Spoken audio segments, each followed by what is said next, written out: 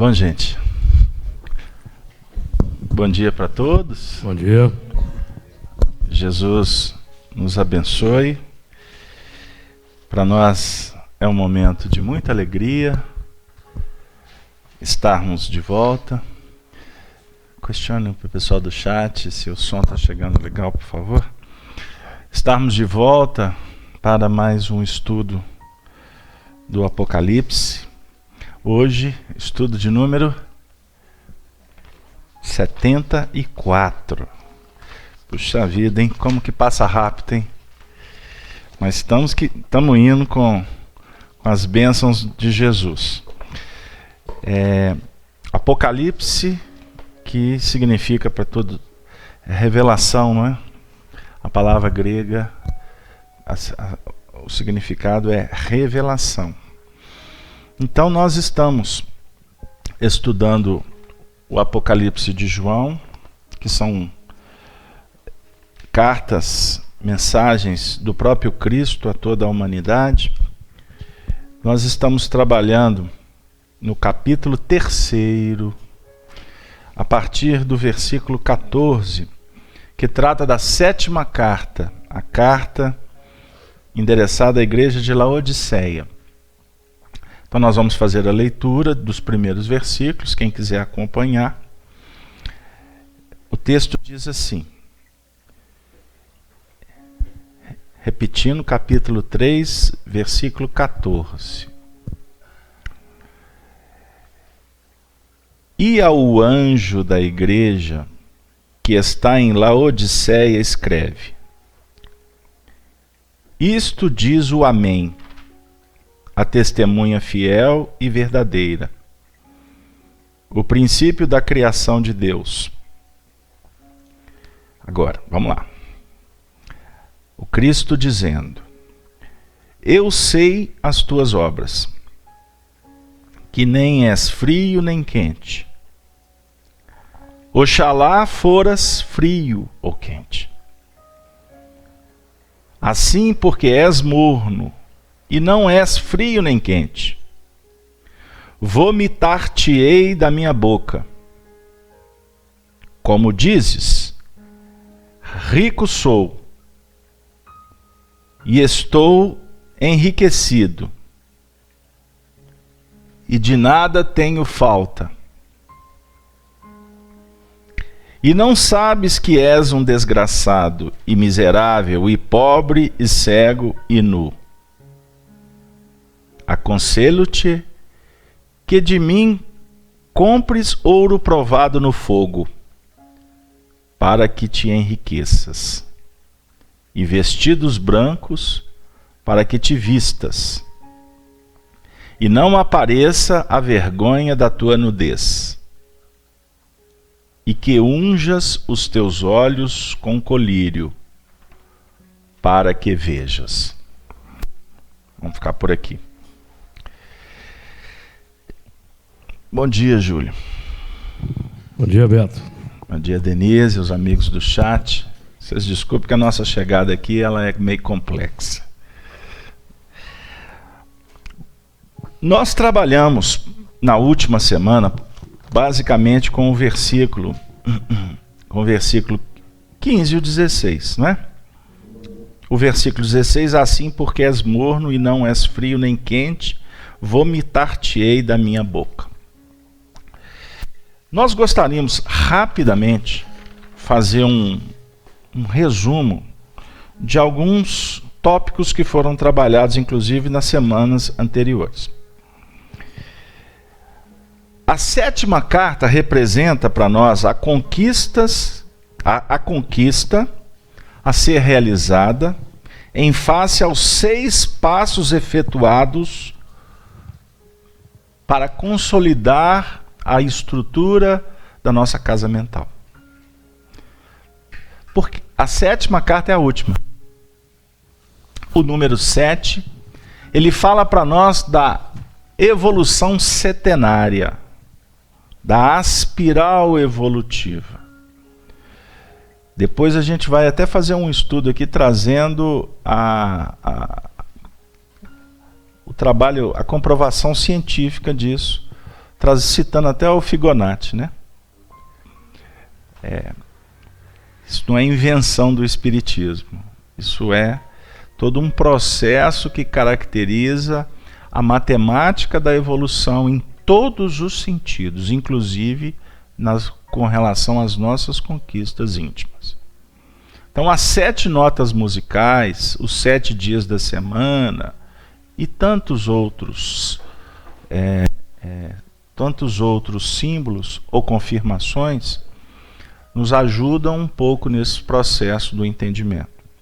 A definir que todo aprendizado ele tem princípio, meio e fim, ele tem uma cadência, ele tem que ser trabalhado a qualidade dele, não é?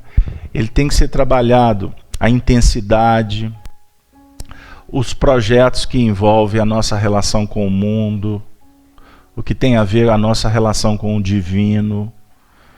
Então, isso nos chama a atenção para que os ensinamentos do Evangelho sejam interiorizados de uma forma inteligente, como um projeto de vida. Como eu vou citar o exemplo da paciência. É a ciência da paz. É uma ciência que vai nos premiar com a paz. Então nós temos que aprender a militar em todos os segmentos da vida para sermos premiados um dia com a paz. Eu recebi um pedido de um amigo: faça prece porque minha vida está muito ruim. Eu faço bem e só recebo em troca o mal. Aí a gente viu que a pessoa estava desesperada e que ela não sabe o que é o bem. Porque quando eu digo assim, eu faço bem e só recebo o mal, eu não sei o que é o bem. E muito menos entendo qual é o que representa o mal. O mal é a ausência do bem. Então, rapidamente, sem sofisticar, se eu estou recebendo o mal, né, na realidade eu não estou recebendo o mal. O mal representa um campo onde eu preciso de trabalhar. Porque eu estou achando que eu estou focado aqui, está tudo bem, e não está. Entenderam aí? Ah, mas eu ajudo a pessoa nunca reconhece. Você então precisa de entender o que é ajudar uma pessoa. Porque ninguém, ao nível do Cristo, ninguém ajuda para ser retribuído. Isso é amor. Então, eu vou falar rapidamente que eu vou ter que fazer uma troca técnica aqui, para mim não perder a linha. Então, nós trabalhamos aqui a palavra amém. Isto diz o amém, que é o assim seja, a homologação, a chancela. Nós também trabalhamos temas como a testemunha fiel, que está lá no início do texto, a definir que Jesus é o único que testemunhou com fidelidade a Deus a excelência dos padrões superiores que se irradiam pelo universo.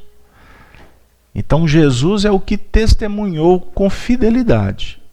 Nós não testemunhamos com fidelidade. Por isso é que a gente tem essa dúvida. Eu estou fazendo bem, mas não recebo bem como resposta. Significa que eu não estou dando meu testemunho verdadeiro. Não está havendo uma homologação superior sobre o que eu estou fazendo. Não é? Porque a testemunha fiel e verdadeira, ela vai definir para nós uma sintonia perfeita com o pensamento de Deus. Olha, testemunha fiel e verdadeira. Quando que nós somos verdadeiros? Ou quando nós podemos vincular a verdade? É quando nós estivermos sintonizados com Deus, porque a verdade não é nossa, a verdade é divina. A nossa verdade é com V minúsculo, a verdade de Deus é com V maiúsculo. Por isso é que nunca você nunca afirme que você sabe. Porque você pode até estar sabendo, mas sabendo o quê? Qual a faceta da verdade? Alguém vira para você e fala assim, você está sabendo? Você estou. Sabendo o quê? Pegaram aí como é que é simples? É diferente, a pessoa pergunta, você está sabendo? Eu falo assim, do que você se refere? Aí a pessoa apresenta lá o aspecto.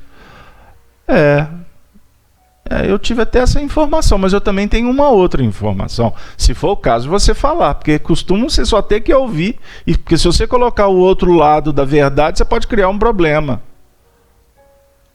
Hoje você fala assim, eu tenho convicção de uma coisa. Então se prepare para que essa convicção se mude daqui a alguns segundos. Entenderam? O princípio da criação de Deus também nós trabalhamos. Que Deus cria. E nós operamos. Ninguém cria nada.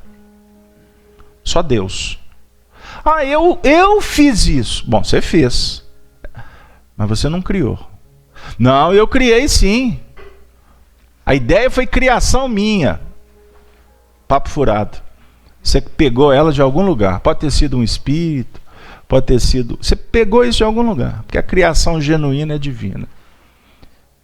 Olha como é que o Apocalipse vai nos apresentando aspectos que nos faz pensar. Também trabalhamos a questão do eu sei as tuas obras. Não é? Por que o Senhor sabe as nossas obras? É o Senhor Jesus lá fora? Não, aqui nós vamos trabalhar o Senhor nosso interior. Porque nós sabemos o que nós fizemos, o que nós repetimos. Você se conhece? Não. Você está se descobrindo. Porque você fez e isso está te dizendo quem você é. Você tem uma tendência. Essa tendência é a sua obra. É a sua obra de antes. O que está acontecendo agora? A vida está te dizendo para você olhar para essa tendência e revigorá-la. Ou redirecioná-la. Porque se a sua tendência, por exemplo, é gritar, você se habituou a gritar, então você tem que mudar, porque quem grita está dizendo que não tem autoridade absolutamente nenhuma. A minha tendência é fazer o mal, é desejar o mal, é falar mal. Opa, então você tem que rever essa sua tendência. Certo? Não, a minha tendência é abençoar, é fazer o bem. Revigora, investe, aprimora. Que bom que você já tem a tendência de vir a FEAC no sábado de manhã estudar o Apocalipse. Que bom, que bom. Mas eu queria te dizer o seguinte, que você pode melhorar isso. Não é só vindo. Você pode se preparar melhor para vir. Você pode assumir uma responsabilidade maior em vir. Aqui antes eu pensava assim... eu tinha uma tendência a analisar o estudo assim. Então comece a repensar, porque o estudo pode te oferecer isto também. Então, são as nossas obras. Aí, foi trabalhado na semana passada, que nem és frio, nem quente. Então nós vamos dizer que isso aqui, essa expressão que nem és frio, nem quente, está definindo para nós indecisão. Nem é quente, nem é frio, é indeciso. É omisso, é indiferente. Tudo tem a ver com o morno, né? Com o morno. Nós trabalhamos aqui semana passada outros aspectos, que no quente ou no frio tem que ter um meio termo. Você não pode nem ser quente demais e nem frio demais. Mas não é ser morno. O morno é complicação. O morno é complicação. O indivíduo vem à casa espírita, trabalha há anos. Teve um momento de fervura, teve um momento de quentura. Daqui a pouco entra num plano morno, de intermediação disso aí, né? Ele vai virar morno. Por quê? Acabou a euforia, como se o fôlego fosse diminuindo, aí o indivíduo acomoda. Aí ele entra na rotina. Sabe o que nós fazemos em reunião mediúnica, né, Júnior? Sempre eu faço a avaliação toda a reunião, mas tem época que a gente para fazer uma avaliação mais ampla. Eu sempre pergunto assim, o que a reunião está representando para você? Pergunto para todos os médiuns. O que é vir aqui? Qual que é o sentido? Se tem sentido, se isso te motiva, valeu. Mas se você está vindo aqui porque é simplesmente segunda-feira, é o dia da mediúnica, você tem que rever conceito.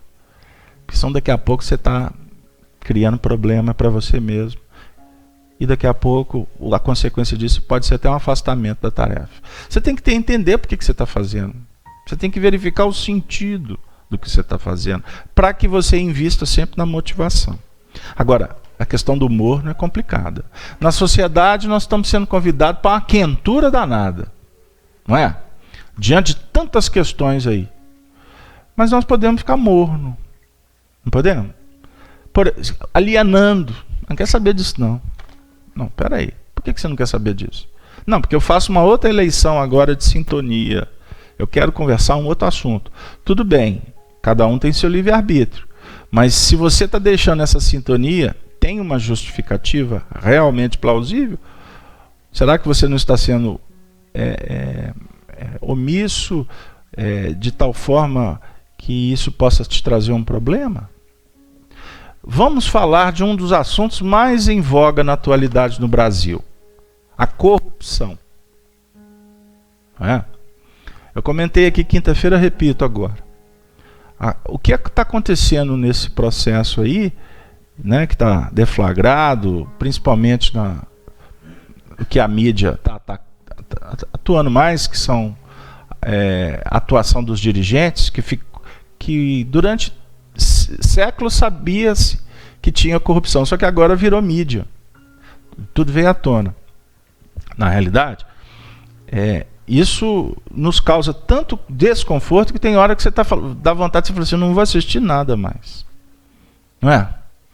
Porque só muda os nomes. Porque todo dia tem um escândalo. Só que é importante a gente verificar o seguinte: depende de como você vê a notícia. Agora, ver a notícia é importante, porque isso é um contexto e você está dentro dele. Agora, tem pessoas que ficam o tempo todo vinculadas a isso. Aí é um outro problema, ou é a responsabilidade de cada um. Mas você saber o que está acontecendo é importante, até para você orientar seu filho, e inclusive saber se posicionar, porque quem está na liderança hoje é funcionário seu. Vou falar na linguagem humana, tá? Humana, mas no Estado de Direito. É na República. O vereador, o deputado, o prefeito, o senador, etc., são funcionários do povo. Eles estão lá para representar o povo, eles são pagos pelo povo. Então, se aqueles que não estão atendendo mais, se você não ficar sabendo, se você não tiver pelo menos um entendimento básico, você pode reelegê-los. E está configurado aí de uma forma muito clara quem não deve ser reelegido. Não é verdade, Gino? Estou falando algum absurdo? Então nós não podemos ser indiferentes. Agora, só para frisar, refrisar, é importante. Tudo que está acontecendo lá, eu falei quinta-feira, agora eu vou repetir literalmente. A espiritualidade tem nos sugerido que a gente ore por eles. Ore por eles. Para que aqueles que estão desanimados não desanimem. Eu vou citar um nome só, muito engraçado. Porque ele foi reeleito com 2 milhões de votos. 1 milhão de votos na primeira eleição, segunda eleição, 2 milhões de votos. Na época foi dito assim: que aberração o Tiririca ser eleito. Não foi dito? Porque ele, na realidade, se candidatou para protestar. Eu vi a entrevista dele. E ele está se revelando um dos poucos honestos do processo. E disse numa entrevista essa semana: eu estou cansado disso porque não tem jeito, o sistema é corrupto. Eu não vou conseguir nada. Eu fiquei aqui 2 mandatos e só consegui aprovar uma lei sobre o circo. O que eu estou fazendo aqui? Eu não estou me sentindo digno porque eu estou recebendo um salário do povo. Então, se eu fosse amiguinho dele, parceiro, ele falasse assim: desiste, não vai de novo que você talvez vai levar mais 2 milhões de votos. Mas por quê? Você vai ocupar uma cadeira de alguém que não está concordando, já é um ponto positivo. Já é um ponto positivo. Você já sabe como é que funciona. Até colocar o outro e o outro descobrir como é que é o sistema vai demorar mais um tempo. Quem sabe você não fica. Mas tudo isso, essa indignação deste político, eu estou citando ele com todo respeito, tá, gente? E o nosso assunto não é político. Mas só para falar da indiferença. Mas isso nos chama atenção porque nós temos uma responsabilidade com Jesus de mudar o contexto. Porque nós vamos falar do anjo aqui. O anjo, para o religioso, é o santo. A doutrina espírita não proporciona a escola para santos. Se você não busque santidade em espíritos, em espíritas, em religiosos, não busque, que vocês vão se decepcionar. Vocês vão se decepcionar. E cuidado com a santificação do Emmanuel, a santificação do Bezerra. Eles são espíritos nobres, espírito muito evoluído perante a gente, mas eles não são santos, eles não são perfeitos. O Emmanuel disse isso várias vezes para o Chico e deixou na obra, quando questionado sobre determinados assuntos. Isso aqui eu não tenho essa informação não, isso aí vem do alto. Então nós temos que tomar cuidado. Então qual que é a proposta do Apocalipse para nós? É proposta para anjo? Não. É proposta para que a gente trabalhe a angelitude. E agora a gente vai chegar exatamente no texto que a gente queria, que é o objeto de hoje. Uma coisa é o anjo. A proposta do Apocalipse é para a angelitude. Uma coisa é espírito puro. A outra coisa é a proposta para que nós trabalhemos para atingir um grau de superioridade em termos íntimos. Desculpa, eu estou me alongando, mas também falamos sobre o vomitar-te-ei da minha boca. A consequência do estado da condição de morno, né? A posição de indiferença ou de anulação, é estarmos nos desvinculando do processo consciente de evolução.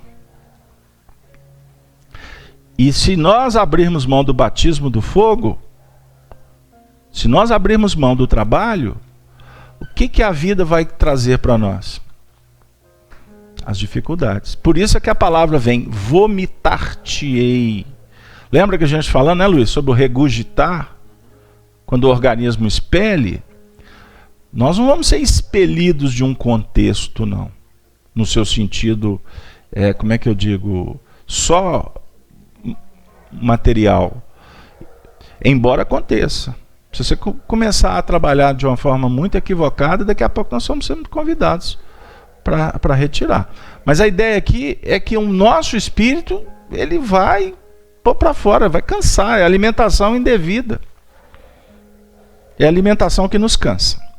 Bom, desculpe, viu, gente, mas foi me pedido que fizesse esse alinhavado de novo, para a gente poder trabalhar o versículo agora. Como dizes, rico sou, e estou enriquecido, e de nada tenho falta, e não sabes que és um desgraçado, e miserável, e pobre, e cego, e nu? Então vamos começar. Eu vou pedir a participação do Luiz para iniciar. Vamos falar o início do versículo. Como dizes? Nós somos conhecidos pelo que dizemos, não é isso? A árvore é conhecida pelo fruto. O que você pode trazer para nós do como dizes? Luiz, fecha nele pra gente. Bom dia a todos. Eu entendo aqui nesse aspecto, eu vejo aqui esse momento do versículo, estava procurando um outro momento anterior, mas não achei, como um momento crítico desse versículo. Como dizes, ou seja, está vindo de cima para baixo um apontamento para mim que eu estou afirmando que eu tenho um determinado conhecimento, que eu tenho uma determinada posse. Ou seja, eu me entendo, estou me entendendo nesse momento como se eu fosse uma pessoa rica, um enriquecido e o mais perigoso aqui, que nada tenho falta, né? Como foi dito um pouco antes, isso pode me trazer uma situação muito difícil e complicada, que é a situação do acomodamento. Aquele momento em que, por algum motivo, eu acho que eu já tenho total domínio sobre aquele estudo que eu estou participando, que eu tenho total domínio em relação a nós espíritas, um total domínio das obras que eu esgotei o estudo, que eu não tenho mais, que não há mais nada a me acrescentar. Como se a nossa participação aqui fosse simplesmente intelectiva. Porém não é. Mesmo se fosse, eu não teria condição de abarcar toda a obra espírita em apenas uma encarnação. Eu precisaria de outras vidas para um domínio maior, né? Mas, na verdade, a gente busca com entendimento, com estudo, um aprimoramento interior, uma conquista, né? Nós estamos na 7ª carta. Então, nós estamos buscando aqui a conquista, a confirmação do que eu trabalhei nos 6 passos anteriores, a confirmação nesse 7º passo, né? Porque a confirmação nesse aspecto é que vai realmente me transformar numa pessoa enriquecida, né? Eu vou enriquecer-me na medida em que eu vou confirmando cada virtude, né? Então aqui a gente pode colocar, como dizes, como uma autoconsciência, uma reflexão minha. Eu a partir de uma reflexão, eu estou afirmando que o versículo seguinte: rico sou, estou enriquecido e que nada tenho falta. A princípio é isso. Muito bem, Luiz. A gente concorda, aliás, o evangelho está tudo certo, né? A gente que cada um vai interpretando como pode, como o estudo requer. Eu gostaria agora de passar para o Júlio trabalhar a questão do rico sou. Ele disse, como dizes, agora rico sou. Aqui ele pode emendar com isso, com também estou enriquecido. Sim. Ele aqui, como dizes, rico sou, estou enriquecido, de nada tenho falta, não sabes que és um desgraçado, e miserável, pobre, cego e nu. Então nós podemos entender que essa riqueza é uma riqueza que está se mantendo no terreno do morno, porque é uma consequência do que nós estudamos no versículo 16. E nós temos que nos lembrar da questão da timidez no livro dos Espíritos. Por que o mal prolifera? Por causa da timidez dos bons. E quando nós falamos em timidez dos bons, eu ficar assentado sobre a minha riqueza, minha suposta riqueza, e não agir, não interagir. Vamos imaginar se Mahatma Gandhi se mantivesse no terreno da timidez. Vamos imaginar se o Nelson Mandela se mantivesse no terreno da timidez. Martin Luther King. Para não falarmos do maior de todos, Jesus Cristo.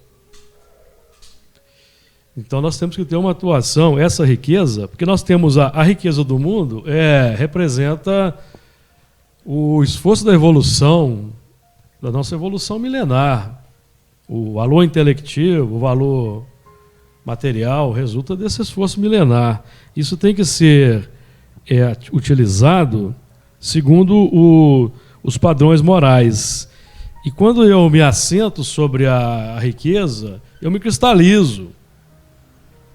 E nós temos que nos lembrar daquele episódio de Jesus, de Mateus, narrado por Mateus no capítulo 18, quando foi perguntado para Jesus quem era o maior no reino dos céus.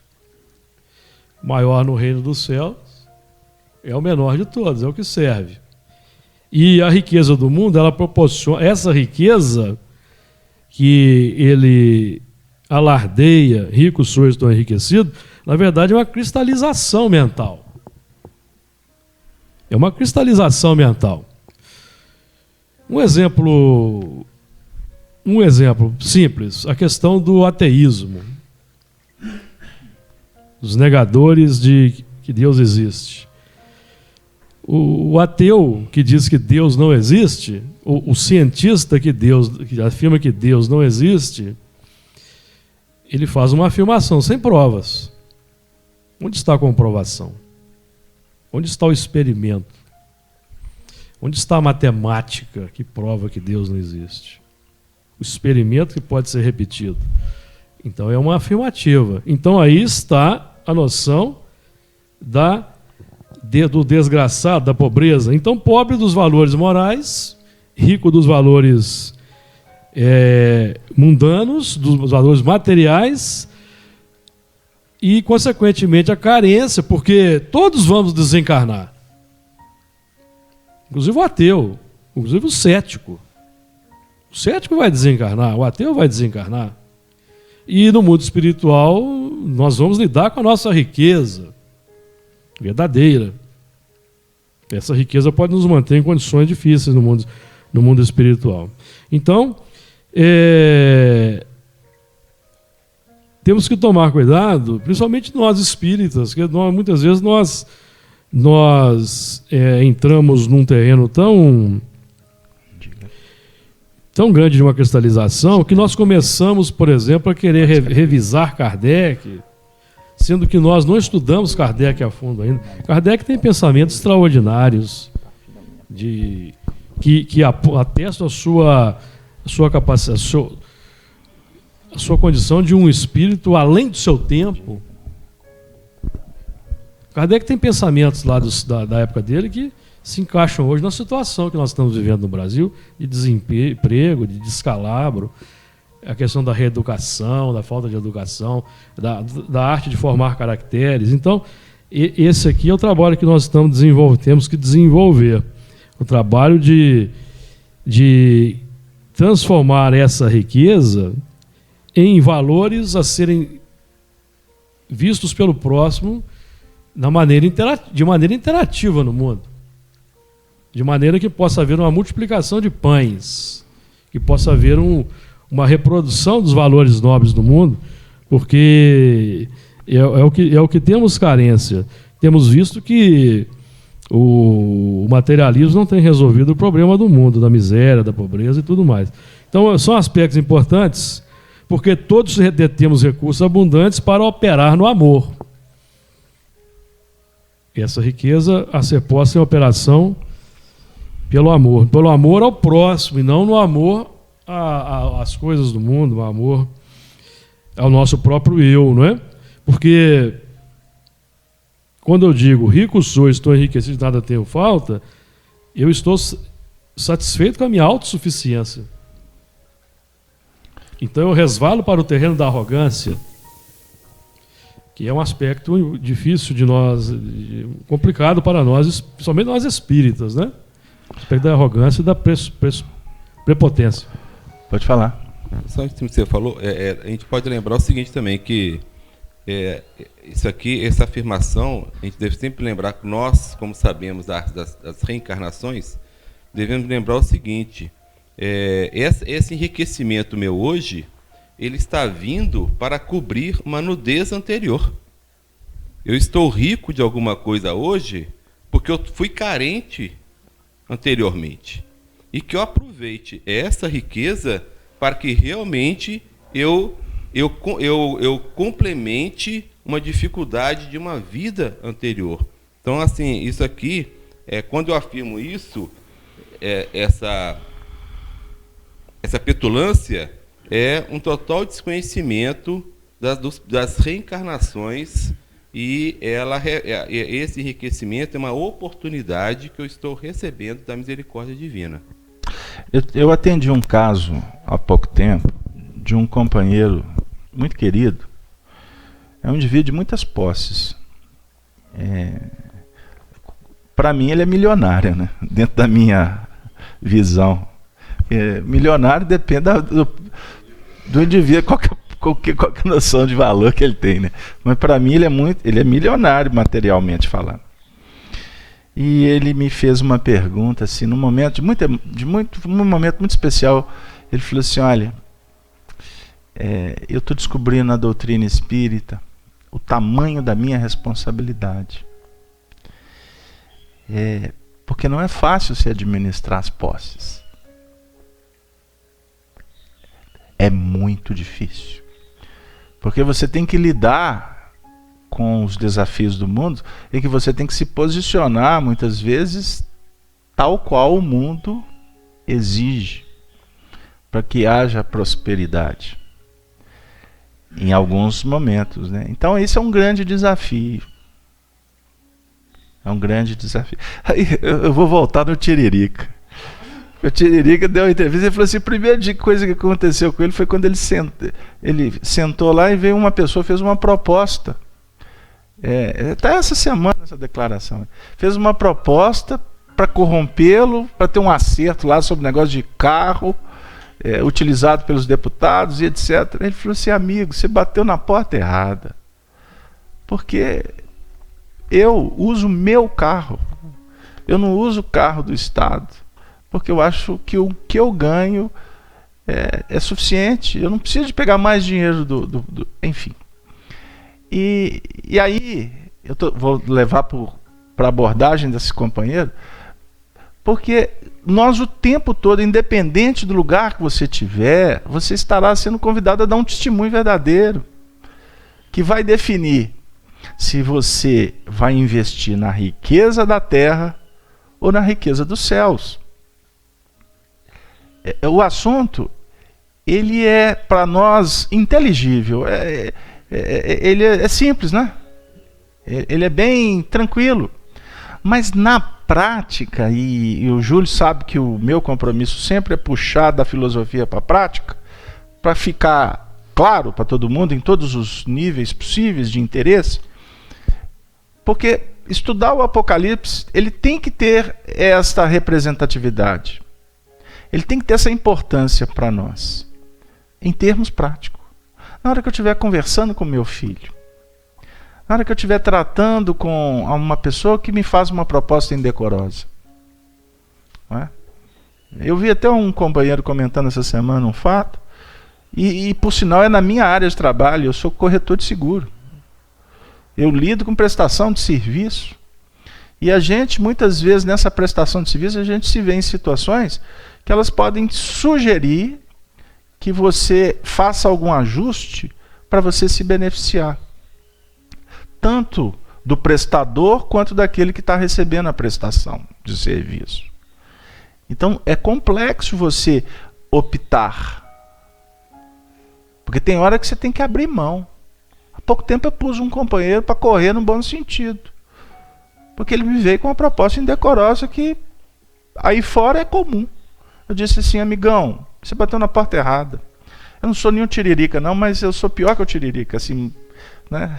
Você bateu na porta errada porque eu não sou a pessoa indicada para isso. Agora, para você se posicionar, no posicionar envolve riqueza e pobreza. Porque você pode se posicionar, pôr no cara para correr.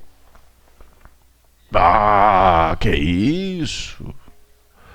Mas você pode encontrar maneiras de colocar ele para andar e bater em outra porta se ele não quiser reposicionar. Porque se ele se reposicionar, você pode se transformar num instrumento para ajudar o indivíduo para que ele saia dessa senda. Deu aí? É complexo o assunto. Então, e tem um outro detalhe, a maneira de falar. Outro dia a gente estava fazendo uma campanha aqui, eu comentei isso. Nós vamos ter um almoço, viu, gente? Dia 3 de setembro vocês estão convidados. Para ajudar a casa e tal, né?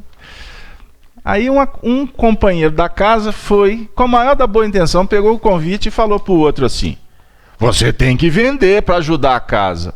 Eu olhei para ele. Aí ele saiu, passou um pouquinho, eu peguei o outro lá na curva. Ele pegou o convite, né? Ele pegou o convite. Aí eu peguei lá na curva e falei assim: aquele fulano te passou uns convites, passou. Aqui, me empresta, depois eu te passo, porque eu estou precisando de passar para um outro ali. Tá. Peguei o convite, joguei ele lá na gaveta. Depois ele vai me procurar. Ah, você pegou os convites, não vai querer que eu venda, não? Se isso acontecer, eu vou virar para ele e falar assim: você está afim de vender? Você quer tentar? Se você quiser, eu te passo os convites. Se não, querido, eu quero que você vá ao almoço. Eu não estou vendendo imagem pessoal, fazendo propaganda, não. Eu estou dizendo o seguinte, que a gente, o tempo todo, você está lá com um paciente no seu consultório. Você tem milhões de maneiras de prescrever, né? De fazer prognóstico, de passar uma prescrição medicamentosa. Você tem N formas. Você pode pegar uma receita e toma. Você pode pegar a receita, você pode explicar. Isso nós estamos falando sobre riqueza e pobreza. Deu aí, gente? Como é que é? O Apocalipse é uma leitura, é um projeto do Cristo, e por isso é que ele tem que ser claro. Apocalipse não é final de mundo, não. Não pense que o Brasil está perdido. O Brasil está, como todo o planeta, está sobre uma jurisdição de um rei, que é o rei dos reis. E como rei dos reis, de qual riqueza que ele fala? É daquela que ele disponibiliza, não é daquela que ele apropria. Obrigado. Estou agradecendo aqui porque foi um amigo espiritual que trouxe para vocês e eu fiquei empolgado. Ele diz, a riqueza dele ele não apropria, ele distribui. Vamos voltar para o contexto aqui, embora nós estamos no contexto, mas eu quero dizer assim, vamos voltar para o texto. Porque, inclusive, nós temos que trabalhar o outro aspecto. E não foi à toa que nós pedimos a Denise, obrigado, viu, Denise? E ela colocou no quadro, Gerson, se você pudesse nos ajudar, ela colocou no quadro, na ordem, né? O rico, o miserável, o pobre, cego, nu. Tá correto? Eu não li no... Então desgraçado também não tem? Lê para mim. Rico, desgraçado. Faltou desgraçado. Né? Então, o rico, desgraçado, miserável, pobre, cego e nu. Certo? Então, se a gente for avaliar, me empresta o vermelho. Tá, não, pode dar para isso aqui. Se nós formos avaliar o rico, desgraçado, miserável, pobre, cego e o nu, nós podemos abordar, num primeiro momento, o Cristo está falando o aspecto negativo. Porque é uma repreensão. Ele está dizendo assim, mas como dizes? É rico? A ideia é essa, desgraçado, miserável, pobre, cego, nu. Como que é isso? Como é que isso está funcionando? Então nós temos o aspecto negativo e temos o aspecto positivo.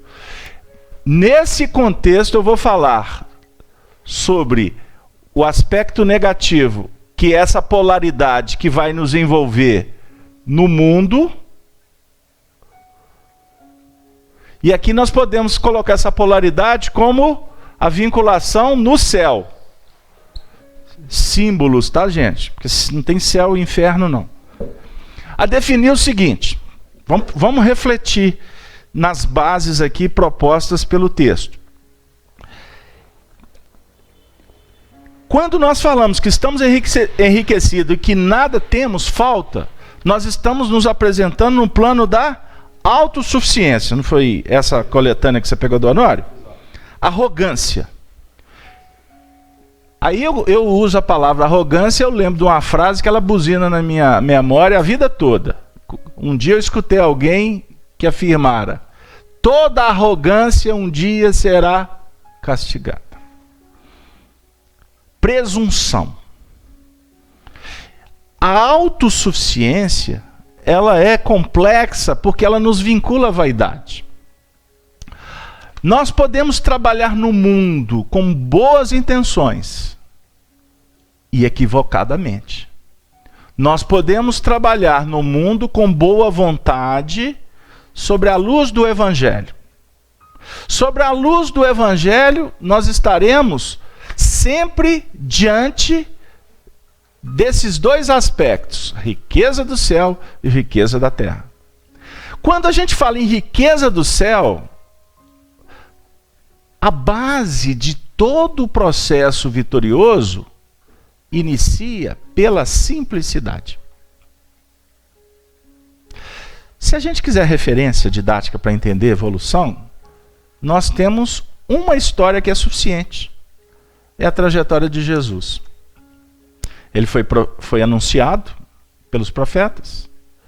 Ele encarna. Aonde ele encarna? Ele encarnou no palácio de Herodes? Não. Ele encarnou numa manjedoura, porque foi um lugar especial que sobrou, entre aspas. Basta ir na história, né? Maria e José procuraram um hotel, uma pousada. Não tem não, tá tudo cheio. Eles estavam fugindo, né? Por causa do recenseamento, né? Porque a profecia apontou que estava nascendo o Messias, o Rei dos Reis. O que o Rei da Terra mandou fazer? E na profecia definiu que era o primogênito. Então todos os lares que tinham uma criança, a primeira criança, com até determinada idade, ela seria tirada do contexto, porque isso define que quando adquirimos riqueza na terra, nós lutamos para não perdê-la. O que acontece no mundo que a gente tem visto aí? Todo tipo de barganha, das mais sujas, com a mídia registrando, gravando, filmando, para manter o poder. Todos. Essa história ela é cíclica, ela se repete. Por isso é que nós temos que tomar muito cuidado em avaliar o comportamento. Porque ou nós já vivemos, ou nós podemos viver amanhã.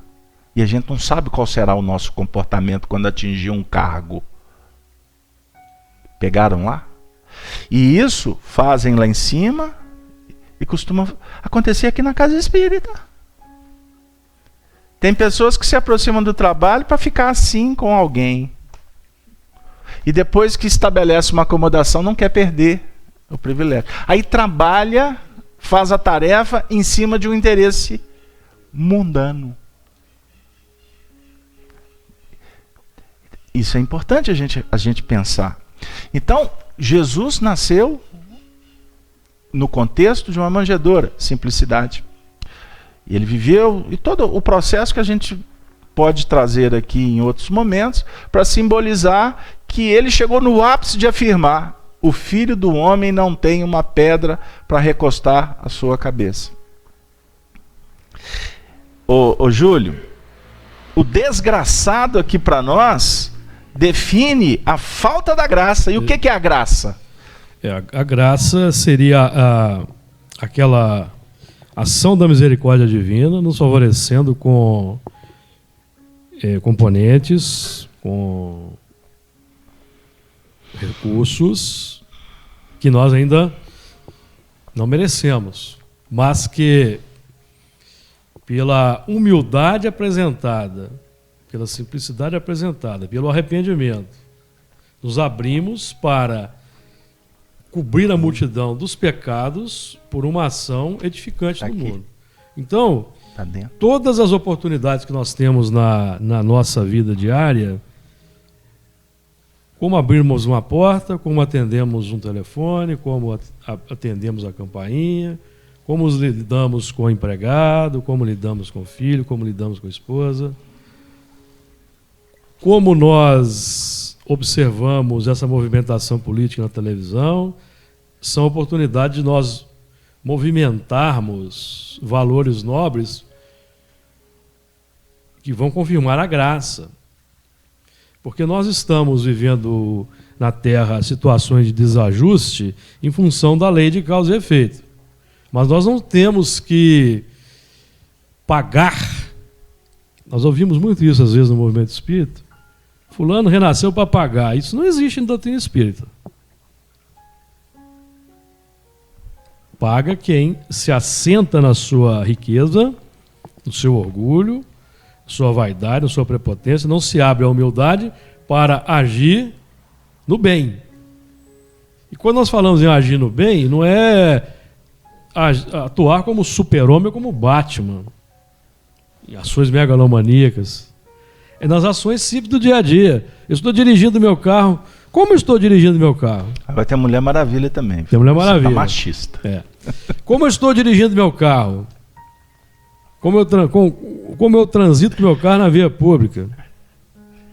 Certo? São nas pequenas coisas, porque essas pequenas coisas que representam o favorecimento da graça. Porque Emmanuel, no livro O Caminho, Verdade e Vida, logo no primeiro capítulo, ele nos fala, falando do tempo,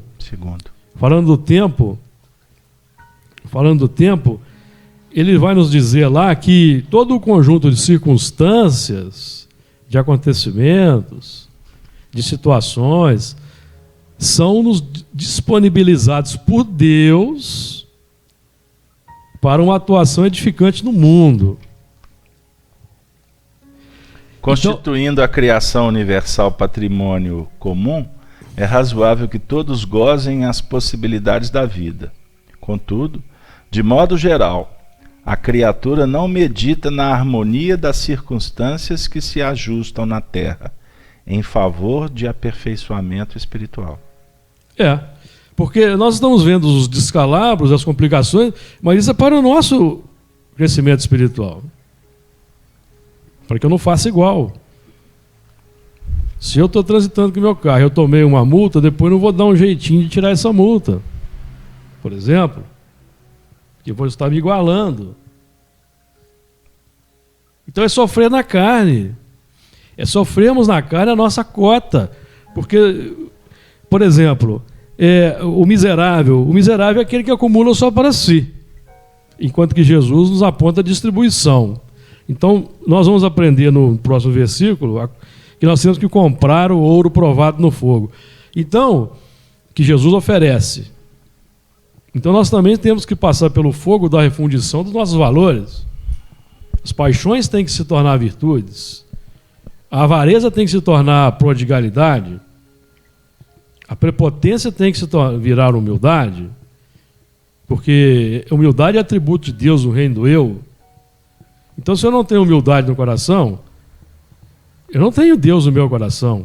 Eu estou cheio de mim mesmo, cheio do meu ego, dos meus valores. Então, não tem espaço para humildade, para o crescimento espiritual. Então, a graça, nós desencarnamos, os espíritos desencarnados que estão no umbral, quando são recolhidos nas colônias para o aprendizado, recebem pela graça uma posição que muitas vezes não merecem. Vem cá, você não precisa ficar no umbral. Abra o seu coração, vamos trabalhar numa dinâmica diferente, que aí você vai se favorecer, você retorna, ao invés de você retornar sem um braço, se você retirou o braço de alguém, em vez de você retornar sem o braço, vai dar passe. Você vai dar passe. Você é passista, como o Honório dizia no estudo aí que eu me lembro. Cada passe que ele dá é menos uma pancada que ele leva. Lembra disso? Ele falando disso, né? Cada passe é menos uma pancada. Porque às vezes ele deu burdoada em N elementos na reencarnação passada. Então ele vai dar passe em N elementos. Cada passe é menos uma pancada. Você já imaginou quantas imagens que nós temos que lançar para o bem? Porque imagens que nós lançamos indevidamente? Exatamente. Quantas frases, não é? Eu estou agora trabalhando aqui com alguns aspectos que estão acontecendo aqui no ambiente. Nós temos aqui o grupo, a equipe que faz áudio da FEAC, né? Áudio em nome da FEAC, áudio doutrinário. Cada áudio que está gravando, que é uma mensagem luz, que vai trazer um bem-estar, um reconforto para a pessoa, ela é uma quitação de áudios que soltamos para anunciar guerra, para falar assim, ó, câmbio, tropa, avante, metralha ali. Só para brincar com você. Sabe? É mais ou menos assim, os livros que a gente está escrevendo. Tem gente que fala assim, parabéns, o livro maravilhoso. E meu filho, você não sabe. Ah, eu sei, foi difícil escrever o livro. Foi renúncia, foi horas, meu amigo. Não é bem isso que eu estou querendo dizer, não. Cada mensagem ali que tem um objetivo de consolar, de orientar, de esclarecer e de fazer amigos, nós estamos tentando reescrever uma outra história de vida. Cada paciente que você atende no seu consultório, não é? Tanto o médico quanto o professor, que nós, buscando o pensamento do Emmanuel e do Bezerra, são sacerdotes de Jesus, médico e professor.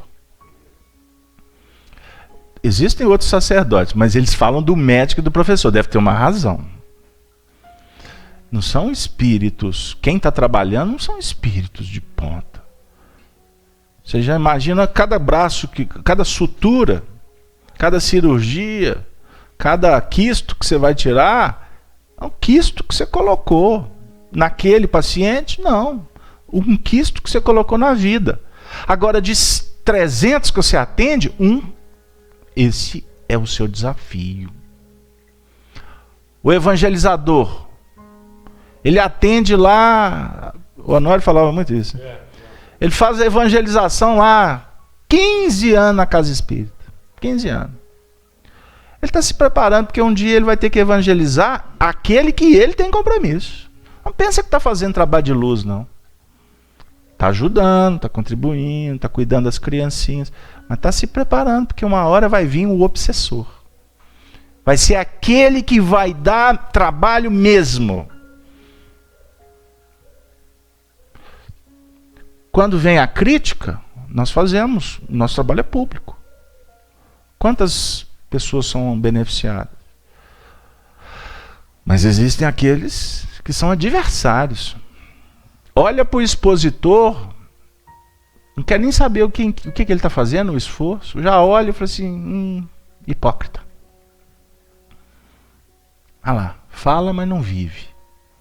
O médium, obsedado, olha lá. O que significa isso?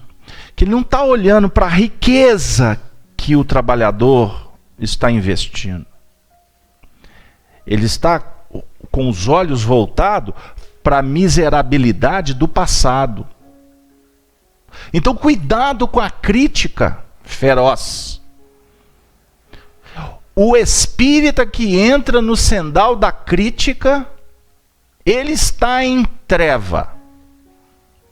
Do mesmo jeito que o médium que se defende está com o pé no lamaçal da obsessão. Isso quem nos ensinou foi Francisco Cândido Xavier. Há uma mensagem, uma carta endereçada a Vantuil de Freitas, constante no livro Testemunhos de Chico Xavier, da Sueli Caldas, editado pela FEB. Ele disse assim: Emmanuel tem me ensinado que o médium que se defende está em treva. Então, cuidado. Crítica e autodefesa. Jesus não se defendeu diante de Pilatos. Ele, no dizer de Emmanuel, é o advogado por excelência. É o maior de todos e não se defendia. E aqui na Terra as pessoas não querem nem serem avaliadas. Olha que absurdo. Não, eu não posso ser julgado. Porque na realidade, se for julgado, vai perder privilégios. Não é isso que acontece por aí? Um espírito nobre, a história é pródica disso. O espírito nobre, quando ele começa a ser questionado, a primeira coisa que ele faz: eu não sou digno de ocupar a posição que me foi concedida por bondade. Eu quero ser avaliado. Toma aqui minhas contas, estava aqui, vocês revirem. Porque se eu me torno uma pessoa pública, no sentido do poder público, a minha vida é pública. E quem quer esconder é porque está com problema. Deu aí, gente? Isso é importantíssimo a gente verificar. Porque a pobreza aqui, Luiz, agora eu vou, Júlio, nós temos que falar só do miserável, pobreza. Que é a miséria, né? Nós falamos do desgraçado agora. A miséria é você não deixar circular. Isso. Porque Jesus nos fala de comprar e vender. Comprar e vender. Comprar e vender, comprar e fornecer. Comprar é adquirir, vender, fornecer. Então, o elemento que você citou aí, está vendendo uma complicação para quem o vê. Sim. Mas nós podemos comprar outra coisa. Eu posso comprar a compaixão. Isso. A misericórdia. Então, ele me vende um aspecto negativo, porque se tornou um instrumento do escândalo, e eu não estou comprando a complicação dele, eu estou em cima da complicação dele, vendendo para ele uma outra coisa. Então nós trouxemos dois aspectos complicados dentro da casa espírita. Crítica e... Qual foi a outra? Crítica e autodefesa. Porque quem se defende é porque está melindrado. Isso é um dos problemas nossos. Suscetibilidade. Então vamos falar o seguinte. Quem está vendendo a crítica, ou quem está vendendo a suscetibilidade, qual que é o papel do educador, do cristão, que está diante da crítica? Negativo, vamos falar o positivo. Qual é? Oferecer outra face. Oferecer outra face para a crítica. E algumas delas, quando infundadas, isso aconteceu com o Chico muitas vezes. O Emmanuel dizia, olha, se chegou, preste atenção. Porque se o indivíduo não tiver razão, fica como alerta, para que você não faça isso. Se o indivíduo tiver razão, que você se reposicione diante da vida. Isso é a crítica. E o melindre? Como é que o educador lida com o melindre? Ah, agora eu entendi. Eu tive com o Arnaldo essa noite em desdobramento. O Arnaldo dizia, para ele aprendeu com o Chico, né? Ele falava assim, meu filho, dê tempo ao tempo. Porque para a ilusão, só o tempo e a dor. Suscetibilidade, não queira correr atrás para resolver, porque não se resolve a não ser com o tempo. Tá correto, Gino? Tem coerência? Só que a gente quer ser rico na terra. Então esse momento é ser pobre na terra. Ser pobre na terra. Quer na prática uma das coisas mais complicadas para dirigente? Você tem um grupo de trabalhador. Aí você começa a perceber problemas no grupo. Não problemas no campo humano. Problemas espirituais. Você começa a ver pressão em cima dos médiuns. E quando você percebe pressão em cima de médium, você já tem que se preparar, que cada médium reage de acordo com a sua suscetibilidade. Com a sua riqueza ou com a sua pobreza. Então, se o médium está sob pressão e ele é indócil, ele vai se tornar instrumento e, sem perceber, ele vai começar a ter problemas e pode até se tornar problemas para a tarefa que ele participa. Se ele é frágil, a fragilidade dele pode levá-lo a desanimar da tarefa, a sair da tarefa. Pegaram aí? Agora, em todos os problemas, sempre vai ter uma nota chamada afastamento da tarefa. Nós já vivemos situações que pessoas se afastaram da tarefa por excesso de escrúpulo. Como que os espíritos pegam o indivíduo? Pô, você está na reunião mediúnica, você frequenta o centro espírita, mas olha quem que você é. Você é indigno de estar lá. Você tem problema, você tem isso, você tem aquilo, etc. Aí, ele está assistindo um estudo. Aí sai no estudo assim. E tem expositor que pega na ferida, né? É os ordeiros, né? Os justiceiros. Tem expositor no meio espírita que vai falar de reforma íntima, você só escuta o estalo do chicote. Tá. Ele vai bater na reunião inteira. Aí o indivíduo, que já está sob a influência espiritual, para se afastar por causa da suscetibilidade, é tudo que a entidade quer. Aí ele fica assim, tá vendo? Você não pode vir aqui não. Você não merece. Você é isso, você é aquilo. Daqui a pouco o indivíduo se afasta da tarefa. Então, gente, é complexo esse assunto. Nós temos que tomar muito cuidado. Porque eu queria chegar agora no pobre. Mas antes do pobre, a Denise está querendo falar. Denise. Eu vou voltar um pouquinho que você disse a respeito do Apocalipse. Que muitos de nós pensam que é o final dos tempos. Aí eu pensei, fiz uma conexão assim. Para mim pode ser o final dos tempos, sim, mas em que sentido? Da gente trabalhar a maledicência, a corrupção, a violência. Aí eu linkei com o tema da reunião. Afinal de contas, essa não é a tarefa de cada um? Esse Apocalipse ele não pode representar realmente esse final, mas de tudo que a gente tem acumulado durante tanto tempo? Então vamos, se você me permite, eu vou voltar, é a etimologia da palavra Apocalipse. Tirar o véu. O que está acontecendo nesse nosso momento? Quanto indivíduos e quanto coletividade? É um momento apocalíptico. Só que para os precipitados e os que não conhecem, que não estudam, Apocalipse, eles estão preocupados com o final do mundo. Final do planeta, guerra mundial, e invasão alienígena. Não, tá algum tal de... Agora tem até nave, viu, gente? Cuidado. Cuidado para vocês não serem abduzidos. Né? Cuidado. É uma verdadeira enxurrada. A Samarco, não teve o problema da enxurrada, da lama? É uma lama que está nos invadindo. Quanto humanidade. Mas na realidade, faz parte. Porque eu vomitar-te-ei. É a lama da Samarco. É a lama, é o lixo eletrônico, é o lixo de informações, tudo isso faz parte. Porque chegou o momento em que tirou o véu.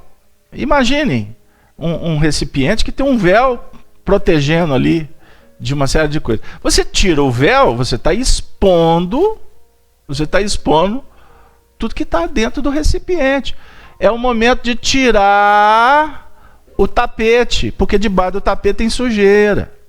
Então, na realidade, tudo que nós estamos lidando, seja em nível íntimo, como em nível exterior, é para que a gente aprenda. Quais as lições... Puxa, hoje tem muito político aqui, viu? Mas as lições que os políticos estão dando no Brasil... eu comecei a falar, não completei. Eles precisam de bondade, misericórdia de nossa parte, porque na realidade eles só representam a necessidade do aprendizado para os quase 200 milhões de brasileiros. Porque nós nunca tivemos tantas lições do que não devemos fazer. Isso vai ter, se a gente for avaliar sobre uma ótica atual, pô, dá vontade de você para o mundo que eu quero descer, não foi o Raul Seixas que falou? Para aí que eu vou descer. Quero ir para Sírios. O outro aqui quer ir para Sírios com o William encalado. Mas o que importa para nós é ter uma visão maior, uma visão mais ampliada e de profundidade. Uma visão ampliada. Vamos, como Kardec ensina, subir ao monte. E vamos começar a olhar para o passado e olhar para o futuro. Quando você consegue ver o passado, por exemplo, eu consigo olhar para o passado por 100 anos, se coloque no meio e olhe. Se você conseguiu para 100 anos para trás, você vai conseguir olhar 100 anos para frente. A equação é essa. O que está acontecendo? O que aconteceu em 1901? Nós começamos a dimensionar o que vai acontecer no ano de 2101. Deu 200, não deu? Se coloca no meio aqui como 100. O que aconteceu há 10 anos atrás? O que vai acontecer há 10 anos para frente? Então, por exemplo, em termos políticos, no nosso país, isso eu não sei se é recorde mundial, mas já se retirou quantos presidentes? 3, não foi? 2 presidentes, não foi? Com 2. 2 presidentes. O que significa retirar 2 presidentes? É uma grande vitória. É uma grande vitória. O que significa conseguir prender pessoas do alto escalão? É uma grande vitória. Então, nós temos que pensar nos aspectos positivos. O que tudo isso, o que a Lava Jato funciona? Funciona para esclarecer as pessoas como que funciona o sistema. Agora, vai mudar o sistema agora? Não vai mudar, como o deputado que eu citei, que Deus o abençoe, como ele se pronunciou. Não vai mudar o sistema agora. O sistema só vai mudar quando a mudança vier da base. E qual é essa base? São os espíritos que estão reencarnando e que amanhã, há 30 anos à frente, vão falar assim: nossa, mas vocês lembram o que aconteceu no país? Aí vai ter uns que vão dizer: eu não, porque já estão em outras faixas positivas. Mas quem estuda história, quem for estudar história há 30 anos para frente, vai falar assim: não, mas aconteceu isso. Então tá, então vamos remodelar, vamos fazer isso, porque não pode tornar a acontecer.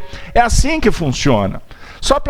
Porque quem está dentro do processo se sente miserável, porque não tem muitas vezes como circular, como fazer acontecer para que haja mudança. Então o anjo, isso o Honório falou no dia 22 de julho do ano de 2000. O Honório começou esse estudo que nós estamos fazendo aqui hoje, dizendo assim: o anjo, porque o texto, o primeiro versículo vai trabalhar a ideia de que, qual que é o primeiro versículo aqui? Rápido. E ao anjo da igreja que está em Laodiceia escreve. E ao anjo. Então, ao anjo aqui, isso significa o anjo como indivíduo ou o anjo como coletividade, como grupos. Nós na Casa Espírita trabalhamos sozinhos, Gino? Nós trabalhamos em grupo. Nós estamos sendo escolados para isso. Os espíritos superiores trabalham em grupo. Então, esse momento nosso é entender o papel dos anjos que estão trabalhando para o todo, porque o religioso cuida de se salvar. Tem muita gente que vem a FEAC para se salvar. Ele está querendo a cura, ele está querendo resolver, papapá. Frequenta aqui há anos e anos e anos. É um religioso, que ele vai ser tratado com muito carinho. Agora, eu não sou religioso. Eu não posso me considerar religioso, porque eu não estou aqui para me salvar.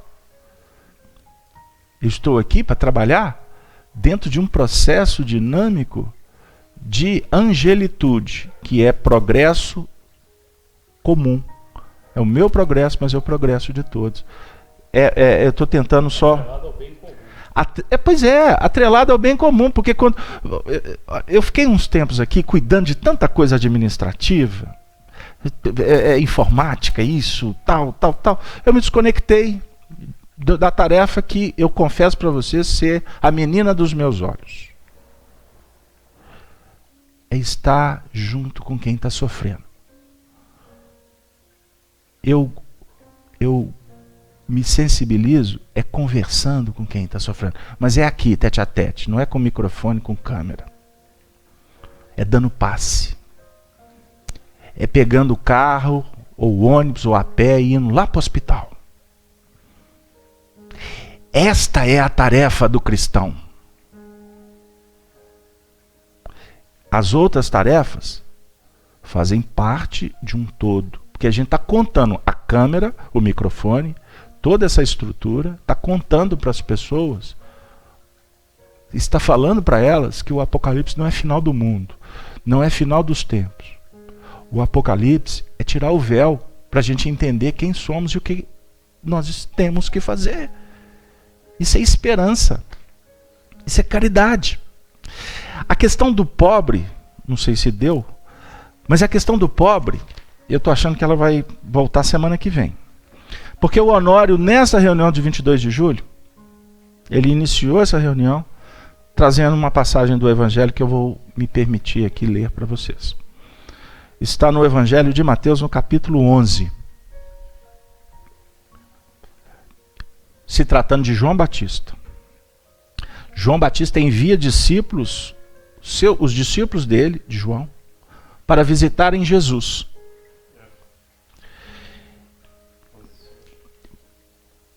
João, ouvindo no cárcere falar dos feitos do Cristo, João Batista estava preso. Aí os discípulos que o visitavam na prisão, ele mandou que eles fossem a Jesus. E foram 2 discípulos. Não foi 1, não foi 10. Foram 2. Para mostrar a dualidade da vida. A parte positiva, a parte negativa, o ativo, o passivo e etc. A razão e o sentimento. Isso acontece, o plano intelectual é que endereça. Nossa, encaixou agora. O plano intelectual é que endereça pelas câmeras, pelo microfone, para que o discípulo vá lá, bater na porta de Jesus, a dizer-lhe: és tu aquele que havia de vir? Ou esperamos outro? É a sua intelectualidade que dá o comando. É João Batista a intelectualidade. É Kardec. É doutrina espírita. João Batista é batismo da água. Eu falei até da Lava Jato. Olha que bonitinho. Lava Jato e João Batista. Só para brincar com vocês. É o intelecto que manda. No seu sentido, que a personalidade é que dá a voz de comando. Certo? De Kardec, o progresso intelectual engendra o progresso moral. Isso é questão 780A do Livro dos Espíritos. Fantástico. Ou esperamos outro? Você tem que verificar. É aí ou não é? Chegou a hora ou temos que esperar? E Jesus respondendo disse-lhes: ide e anunciai a João. Ou seja, o coração está dizendo assim, ó, volta para onde que você veio e questione a João, ou anuncie a João, melhor dizendo, as coisas que ouvis e vedes. Olha a cadência aqui, vê se vai bater com as expressões que estão no quadro. Os cegos veem, e os coxos andam. Os leprosos são limpos, e os surdos ouvem. Os mortos são ressuscitados, e aos pobres é anunciado o Evangelho. E bem-aventurado é aquele que se não escandalizar de mim. Observem que Jesus coloca o pobre como o último movimento, ou o mais importante de todos.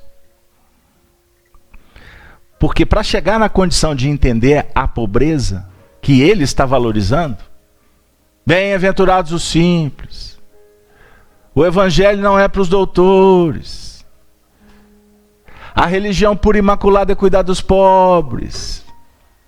Porque nós temos que operar na raiz dos nossos males. E qual é essa raiz principal? A pobreza que nós acalentamos. Porque queremos ser ricos na terra, e o que nos leva à indigência espiritual. E a proposta é outra.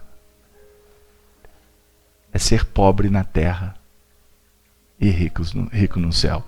Você disse que gosta do livro. E nós trabalhamos ele aqui 2 quintas-feiras no estudo do Livro dos Espíritos. O livro Cartas de uma Morta, de Maria João de Deus.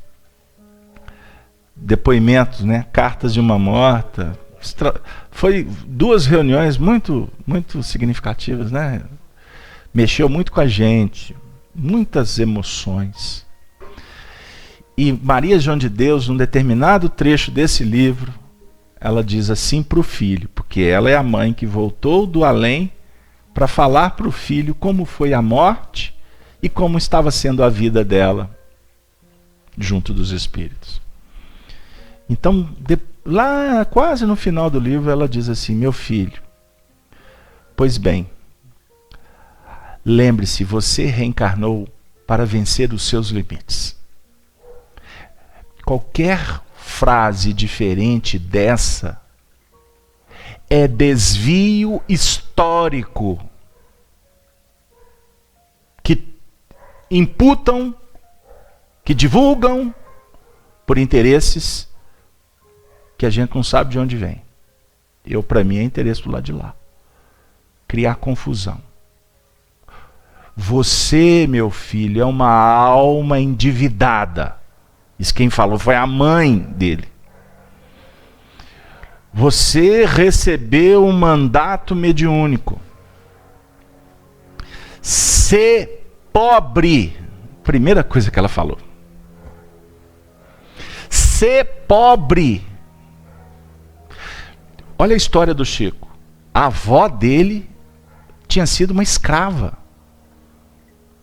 Ela nasceu antes da lei ser promulgada, a Lei Áurea. Ela se chamava Francelina Gomes. Morava aqui, do ladinho nosso, na cidade de Santa Luzia. Maria João de Deus, a mãe do Chico, nasceu num hospital. Ela não tem o sobrenome dela. O sobrenome ela herdou do patrono do hospital, porque ela era filha de escravo. Qualquer nome que viesse estava de bom tamanho. O nome da mãe era Francelina Gomes. A filha se chamava Maria de São João de Deus. Maria porque a mãe ia perder a filha. O parto foi difícil. Foi para o hospital porque era muito querida. Porque escravo não era levado para o hospital, não. Tinha as parideiras, hein? Tá lembrado como é que era o processo na senzala? E a mãe faz uma prece: Mãe Santíssima, se essa criança nascer, eu gostaria de reverenciar a senhora. Me ajude. Pensa bem numa prece de uma mãe que está para perder um filho. Se for homem, vai se chamar José. Se for mulher, vai se chamar Maria. Nasceu Maria. E São João de Deus, ela também pediu para o patrono espiritual do hospital, porque lá em Santa Luzia o hospital se chama São João de Deus. Foi ali que Maria São João de Deus nasceu. Ela era uma lavadeira que aos 13 anos de idade casou com o senhor João Cândido Xavier, o pai de Chico. A casa que eles moravam foi doada porque Pedro Leopoldo tinha sido fundado há pouco tempo e estavam dando lotes para os funcionários, para os cidadãos lá e etc. Eles não tinham quase nada na terra. Eles eram pobres. Eles muitas vezes se alimentavam de favor. O Chico foi criado chegando pão que sobrava lá da padaria. Eles tinham que ter uma horta lá para tentar segurar a onda, porque eram 9 filhos. A mãe fala para o Chico: sê pobre, nunca utilize da tua mediunidade para receber benefícios, porque se o fizerdes, as cordas do instrumento vão se enferrujar e você terá um fim muito desagradável. Gente, nós temos a pobreza da terra e a pobreza do céu. Qual é a tarefa de cada um de nós? Considerações finais, Luiz.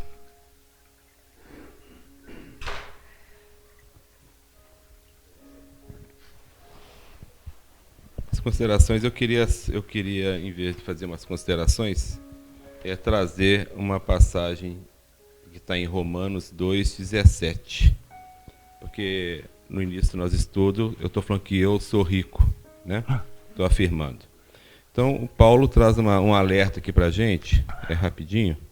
Ele fala assim: eis que tu, que tens por sobrenome judeu, e repousas na lei, e te glorias em Deus, e sabes a sua vontade, e aprovas as coisas excelentes, sendo instruído por lei. Eu sei tudo.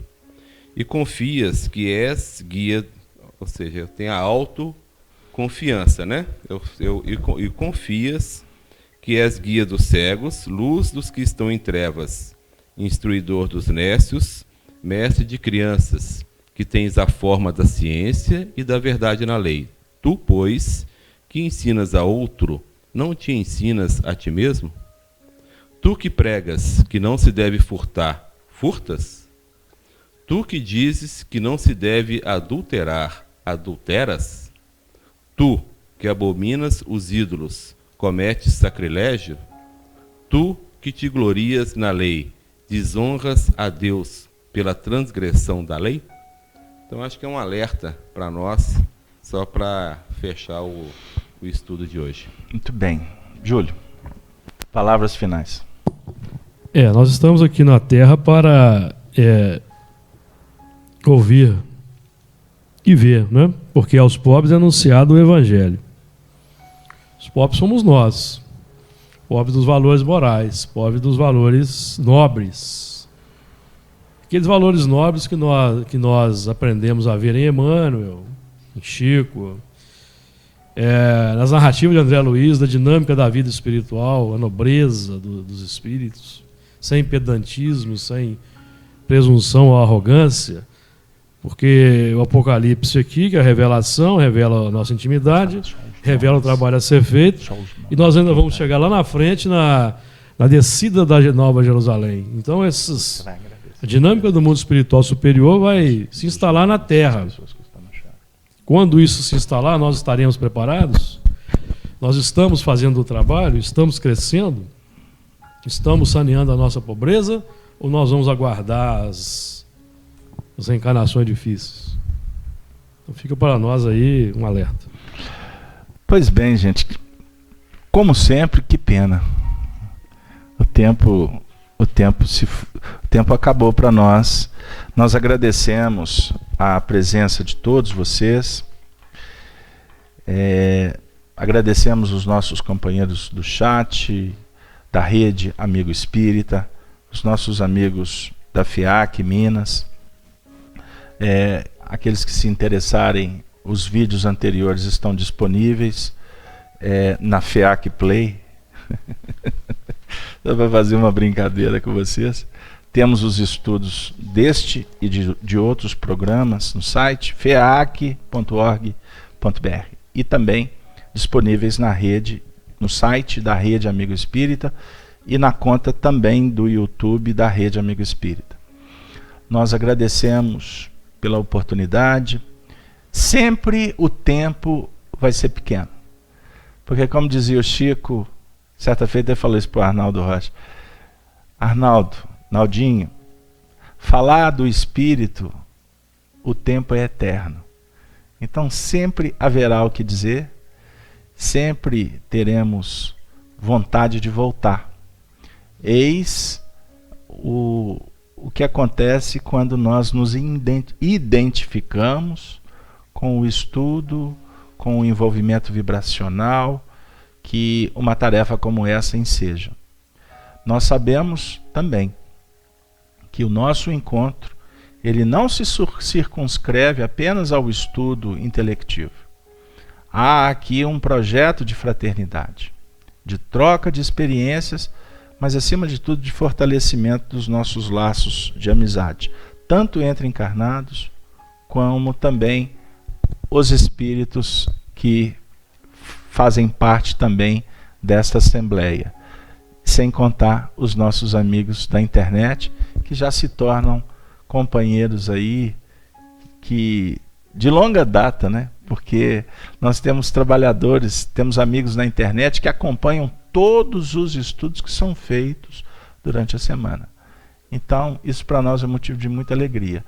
E, sem dúvida alguma, os lares destes são beneficiados, porque quando sintonizados aqui, a equipe espiritual sai, vão visitar esses lares, promovem terapêuticas, atendimentos, criam processos, inclusive, de atendimento aos espíritos, e em alguns casos chegam a contribuir para que os espíritos se libertem destes lares nos quais eles estão vinculados. Então, a gente observa como esse encontro se torna importante para todos nós. Por isso, muito obrigado a toda a equipe, ao apoio, aos trabalhadores da FIAC que acompanham dos lares, vibrando como médiuns de sustentação para a nossa tarefa. E fica aí o convite para que vocês tragam aqueles corações que vocês quiserem convidar para integrar esse grupo, que a gente tem percebido que ele vai aumentando devagarzinho, né? Então, muito obrigado a presença de todos.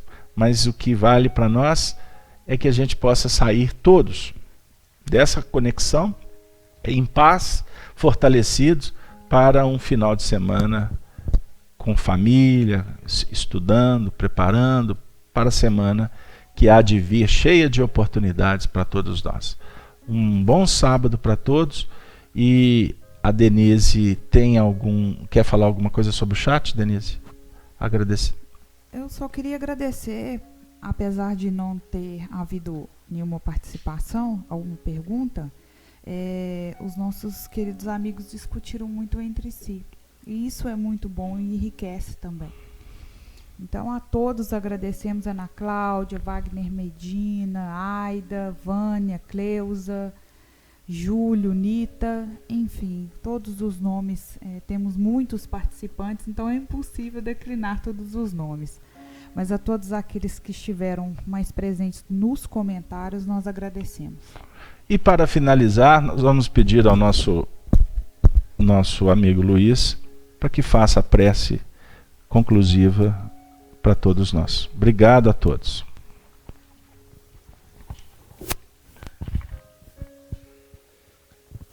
Então nós vamos, nesse momento de reflexão, de encerramento do trabalho, agradecer a Deus por essa oportunidade de aqui estarmos, pedindo, Senhor, que as vossas bênçãos venham nos enriquecer nossos pensamentos, nossos sentimentos, e que a vossa graça nos envolva pela vossa misericórdia, nos transformando e nos enriquecendo dos bens espirituais.